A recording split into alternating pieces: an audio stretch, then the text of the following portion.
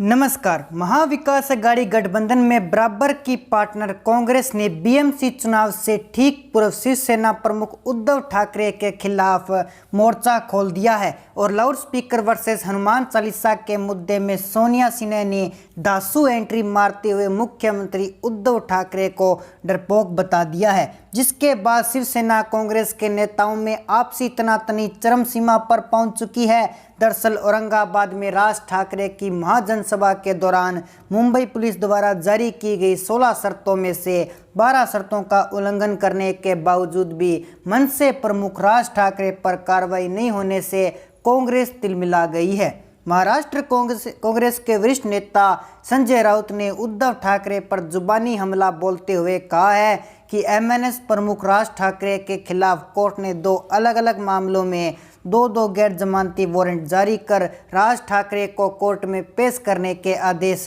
Maharashtra police को दिया है और साथ ही औरंगाबाद में महाराष्ट्र पुलिस के द्वारा लगाई गई 16 शर्तों में से राज ठाकरे की जनसभा में 12 शर्तों का उल्लंघन किया गया। बावजूद इसके महाराष्ट्र पुलिस राज ठाकरे को गिरफ्तार नहीं कर पा रही है। तो ऐसे में लग रहा है कि राज्य की उद्धव सरकार राज ठाकरे से डरी हुई है। अपनी ही सरकार के मुख्यमंत्री को डरपोक बताने वाले बयानबाजी कांग्रेस नेता संजय अनुपम द्वारा कर दी गई है, लेकिन सोनिया सिन्हा की इस बयानबाजी के बाद शिवसेना के नेताओं ने चुप्पी साध ली है। यही बयानबाजी राणा दंपत्ति या फिर विपक्षी नेता या फिर मंच से प्रमुख राज ठाकरे की तरफ से की गई होती तो उद्धव ठाकरे की सेना अब तक बखेड़ा कर देती। लेकिन शिवसेना नेताओं की कांग्रेस की बयानबाजी पर चुप्पी क्यों, ये बड़ा सवाल महाराष्ट्र की राजनीति में उठ खड़ा हुआ है, क्योंकि अगले 2 हफ्तों में भीतर बीएमसी चुनाव का ऐलान होना है। ऐसे में कांग्रेस शिवसेना के एक साथ गठबंधन में किस्मत आजमाने की चर्चाएं भी लगातार तेज है।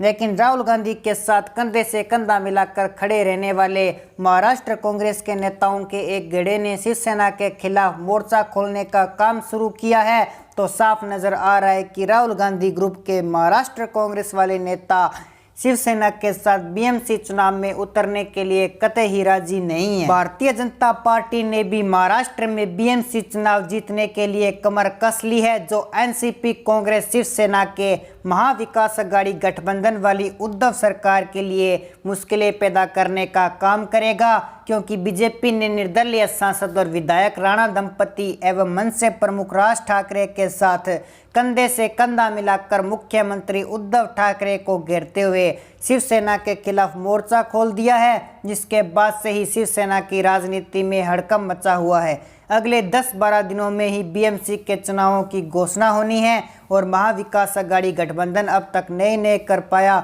वो कि बीएमसी चुनाव तीनों पार्टियां एक साथ मिलकर कर लड़ेगी या फिर तीनों ही पार्टियां बीएमसी चुनाव में अलग अलग किस्मत आजमाएगी। सीटों के बंटवारे को लेकर अघाड़ी गठबंधन में मंथन के दौरान हड़कंप मचना तय माना जा रहा है और महाराष्ट्र की राजनीति में उद्धव सरकार के खिलाफ मचे बवाल से शिवसेना सवालों के घेरे में खड़ी हो चुकी है। इसी क्रम में बीएमसी चुनाव से ठीक पूर्व महाराष्ट्र की राजनीति में मचे बवाल के ताज़ा मामले अनुसार नवनीत राणा ने दिल्ली पहुंचकर गृह मंत्री अमित शाह और लोकसभा अध्यक्ष ओम बिरला के साथ मुलाकात कर उद्धव सरकार द्वारा राणा दंपति पर किए गए अत्याचारों की शिकायत कर डाली। नवनीत राणा ने की गिरफ्तारी से लेकर जेल में बिताई गई 14 दिनों के साथ साथ पुलिस प्रशासन और जेल प्रशासन की तरफ से राणा दंपति पर किए गए सभी अत्याचारों को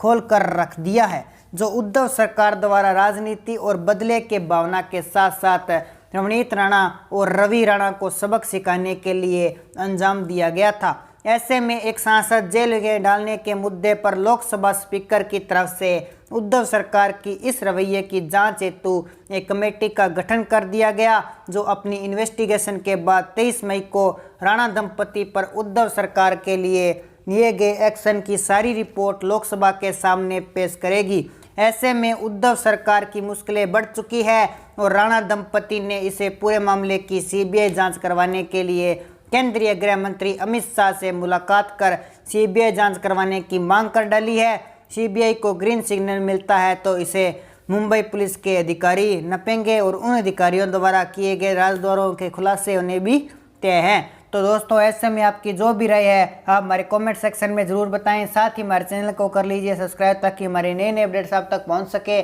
जय हिंद, जय भारत।